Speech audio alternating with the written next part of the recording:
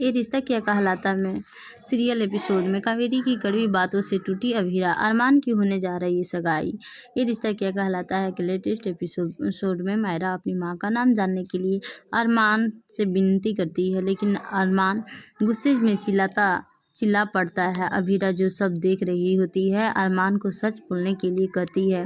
दूसरी ओर अभीरा कावेरी और विद्या के तानों से परेशान होकर खुद की कमाई से नई शुरुआत करने का फैसला करती है।